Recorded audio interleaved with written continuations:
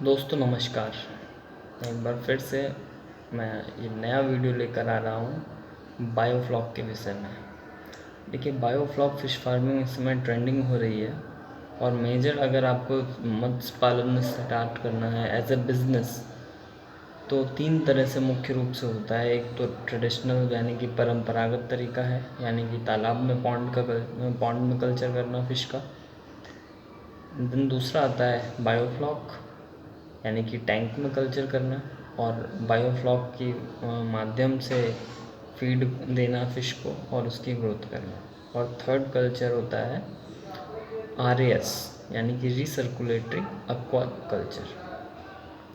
Aqua culture system ये होता है RAS का फुल फॉर्म। RAS बहुत ही महंगी टेक्नोलॉजी है, हालांकि उस पर अभी इंडिया में वर्क चल रहा है और कस्टमाइज़ करके कॉस्ट को रिड्यूस करने की कोशिश की जा रही है।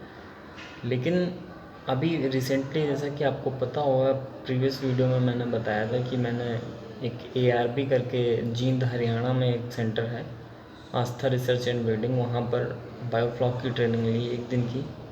कॉस्ट मुझे 3500 रुपीज़ पे करनी पड़ी, लेकिन जितने भी कॉन्सेप्ट थे, जितने भी पैरामीटर्स होते हैं बायोफ्लॉक के विषय में, वहाँ मुझे पूरी तरह से समझाया गया। तो ये इतना बढ़िया नहीं था एक्सपीरियंस, लेकिन फिर भी फ्रॉम ज़ीरो टू कोई आप बिज़नेस शुरू करने जा रहे हैं तो आपको बेसिक नॉलेज होना बहुत ज़रूरी है। तो इसलिए मैं कानपुर से ट्रैवल करके ऑलमोस्ट 650 किलोमीटर्स गया यहाँ से, ऐसे कोविड के समय में जो पैंडेमिक चल रही है, रिस्क ले करके, क्योंकि पूरे सारे बिजनेसेस तबाह हैं। तो मैं वहाँ गया, ट्रेनिंग ली और जो मुझे समझ में आया, तो बायोफ्लॉक भी कारगर है, सक्सेस है, लेकिन मेहनत बहुत है उसमें भी। और मेहनत आप सभी को पता होगी, हर किसी भी व्यापार को करेंगे तो उसमें मेहनत है। तो बेसिकली बायोफ्लॉक है क्या, इस वीडियो में मैं आपको बता रहा हूँ। बायोफ्लॉक एक टेक्नोलॉजी है जिसमें अगर आपके पास स्पेस कम है, जितना कल्चर आप 1 हेक्टेयर के एरिया में करते हैं वो आप कुछ ही स्क्वायर फीट के एरिया में कर सकते हैं। मसलन अगर आपके पास 1000 स्क्वायर फीट एरिया है या उससे कम है, तो आप उसमें सर्टेन डायामीटर्स के, सर्टेन गोलाई के आप टैंक लगाकर उसमें कल्चर कर सकते हैं फ़िश का, और उसमें ग्रोथ हो जाने के बाद आप मार्केट में इजीली उसको सेल कर सकते हैं। तो बायोफ्लॉक के लिए कुछ पैरामीटर्स डिसाइड किए गए हैं। गवर्नमेंट सब्सिडी भी देती है। 4 डायामीटर का अगर आप टैंक लगाते हैं, मिनिमम 6 टैंक्स 4 डायामीटर्स के, तो गवर्नमेंट की ओर से subsidy, state government plus central government दोनों की ओर से फिशरीज़ के लिए यानी कि मत्स्य पालकों के लिए सब्सिडी की योजना लाई गई है। सेम यही पॉन्ड कल्चर में है। अगर आप पॉन्ड में स्टार्ट करना चाहते हैं मत्स्य पालन, तो उसकी खुदाई, उसके रख रखाव, उसका मेंटेनेंस से लेकर कई सारे 21 तरह के अलग अलग कैटेगरीज हैं जिसमें सब्सिडी गवर्नमेंट के द्वारा स्टार्ट कराई जाती है। लेकिन अगर आप ये बिज़नेस करना चाह रहे हैं सब्सिडी के लिए, तो यहीं पर रुकिए, क्योंकि आप एक व्यापार करने जा रहे हैं तो इसमें सब्सिडी को प्रायोरिटी पे नहीं लेकर चल सकते हैं। क्यों? क्योंकि ये गवर्नमेंट का काम है। आप सभी को मालूम है कि एप्लीकेशन आपका रिव्यू भी हो सकता है, अंडर रिव्यू भी हो सकता है, एक्सेप्ट भी हो सकता है और रिजेक्ट भी हो सकता है।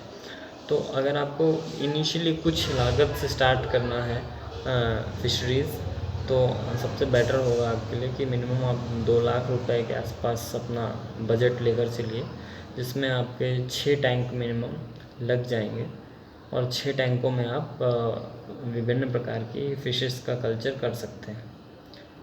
तो मैं बता रहा था कि एक 4 डायामीटर का टैंक बनाना होता है आपको। अच्छा, 4 डायामीटर क्या है? जैसे रेडियस होती है, त्रिज्या जिसको बोलते हैं, हम लोगों ने सभी ने पढ़ा था। एक सर्कल होता है, उसमें एक जीवा होती है, व्यास, और एक होता है आपका, एक जीवा होती है, एक व्यास होती है और एक त्रिज्या होती है। तो जो व्यास होता है यानी कि उसी को डायोमीटर इंग्लिश में बोलते हैं, तो कंफ्यूज होने की ज़रूरत नहीं है। यानी कि the maximum length of the tank is called diameter. तो एक किनारे से लेकर दूसरे किनारे तक की लंबाई जो है, उसमें मतलब जो पूरा आप एक किनारे से दूसरे किनारे किसी भी एंगल से नापेंगे, किसी भी साइड से नापेंगे, तो अगर मान लीजिए ये आपका टैंक है तो ये यहाँ से यहाँ या यहाँ से यहाँ या यहाँ से यहाँ कहीं भी जो उसकी लेंथ होनी चाहिए वो 4 मीटर्स होनी चाहिए, यानी कि अप्रॉक्सीमेट लगभग 13 कुछ फुट, क्योंकि 3.5 शायद ऐसा फुट होता है 1 मीटर में। तो 4 मीटर डाया का टैंक, उसमें कैपेसिटी होती है 12,500 लीटर टैंक की वाटर कैपेसिटी, 4 फुट इसकी ऊंचाई होती है, इसी में आपको कल्चर करना होता है।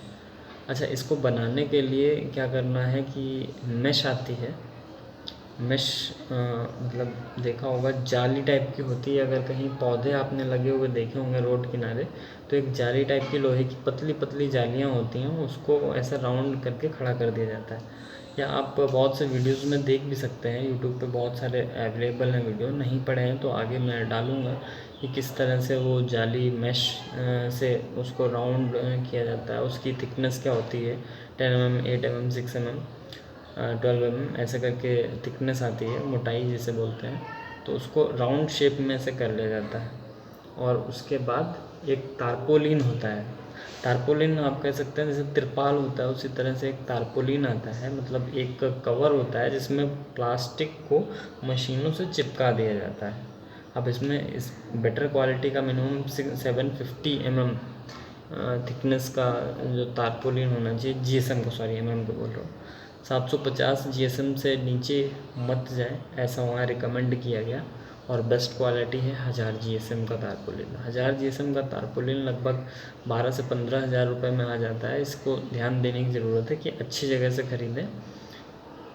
देन आता है जो फिटिंग्स हैं, यानी कि प्लम्बिंग सोल्यूशन के लिए एक फ़िटिंग चाहिए होगी आपको, 3 इंच का पाइप चाहिए होगा ड्रेन जो पानी निकालने के लिए, प्लस उसकी कैप वगैरह चाहिए, मोल्डिंग चाहिए, और बहुत सारे ऑपरेटर्स लगते हैं, तो इन सबको लगा के उसमें तैयार कर दिया जाता है कल्चर। और फिर बायोफ्लॉक, बायोफ्लॉक क्या है? बायोफ्लॉक का मतलब है, बायो का मुझे वहाँ पर बताया गया कि बायो का मतलब है बैक्टीरिया, और फ्लॉक का मतलब है कॉलोनी है, झुंड, यानी कि बैक्टीरिया की कॉलोनी। उसको हम लोग एक प्रोबायोटिक आता है वो डालकर उसको उसमें डेवलप किया जाता है। 10 से 15 दिन बाद वो जब एक्टिवेट हो जाता है, बायोफ्लॉक बनने लगता है, तो वही, यानी कि ये काई तरह की चीज़ होती है, बहुत छोटी होती है, लिसी टाइप की, तो यही मछली खाती है, यही एक्चुअली में मछली का फीड होता है। और जो फीड मतलब वेस्टेज होती है वो प्रोबायोटिक की मदद से बायोफ्लॉक में रिसर्कुलेट कर देता है उसी में, जिससे कि जो वेस्टेज है उसको फीड में कन्वर्ट कर देता है बायोफ्लॉक या प्रोबायोटिक। तो इसके डिटेल्ड वीडियो मैं छोटे छोटे करके बनाऊंगा, क्योंकि एक साथ वीडियो बनाना बहुत ही लेंदी हो जाएगा, बहुत ही बड़ा हो जाएगा, और हो सकता है वो बोरिंग भी हो जाए। और चूँकि अभी भी मुझे इतनी आदत नहीं है ऐसे वीडियोस इन्फॉर्मेटिव बनाने की, ये एक मैं कोशिश कर रहा हूँ, तो पहले तो आप मुझे माफ़ कर देना अगर कोई गलती हो जाए, तो मैं कोशिश करूँगा। अभी भी मेरे वीडियोस जो हैं 7 से 8 मिनट के हो रहे हैं, जैसे कि यही वीडियो अभी लगभग 8.5 मिनट का हो चुका है, तो मैं कोशिश करूँगा 4 से 5 मिनट का वीडियो बनाऊँ, उस पर थोड़ा रिसर्च कर लूँगा कितना कट हो सकता है टाइम, क्या क्या बोलना है, ये सब मैं फिगर आउट करके अगले वीडियोस बनाऊँगा। और दूसरी चीज़, जो मशरूम की ट्रेनिंग का वीडियोस आने वाले हैं, जैसा कि आपको पता होगा पंतनगर यूनिवर्सिटी जो कि देहरादून में है, वहाँ से इस समय एक ऑनलाइन प्रशिक्षण प्रदान किया जा रहा है मशरूम कल्टीवेशन को लेकर।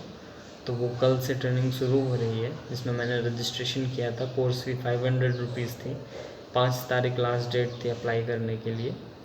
तो कल से शुरू होगा 3 दिवसीय प्रशिक्षण, तो वहाँ से भी जो जानकारी मिलेगी उसके छोटे छोटे मॉड्यूल्स बनाकर मैं आपको डालूँगा अपने वीडियो के माध्यम से, अपनी इन्फॉर्मेशन, क्योंकि सेम कंटेंट तो शेयर करना इलीगल है, तो जो मैंने सीखा वो मैं आपको बताऊँगा।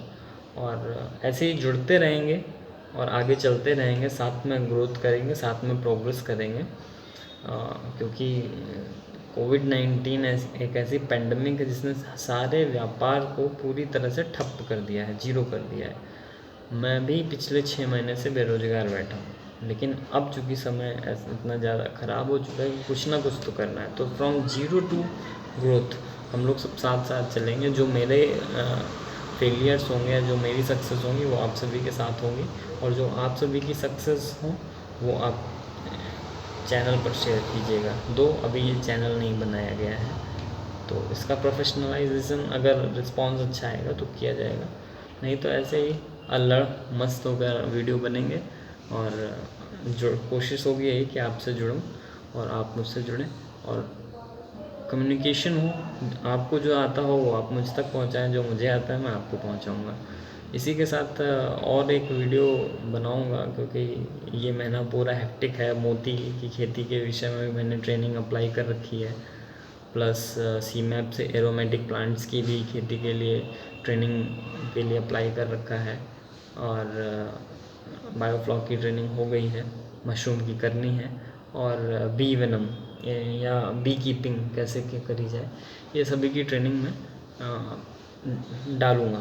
इन सभी के लिए मैंने अप्लाई कर रखा है, और जो जो एक्सपीरियंस होगा मैं आप सभी के साथ शेयर करूँगा इसी चैनल पर, इसी अंदाज में। और हो सकता है मैं कोशिश ऐसे भी कर सकता था कि यूट्यूब पे वीडियो डालने के लिए मैं वीडियो देख के बस थोड़ा थोड़ा सा कॉपी करके अपने अपने अंदाज में वीडियो कर देता, लेकिन वो तरीका सही नहीं, इसलिए मैं ट्रेनिंग करने के बाद ही आप तक पूरी जानकारी पहुंचाऊंगा। ठीक है, कैसा लगा आपको ये वीडियो बताइएगा ज़रूर। धन्यवाद।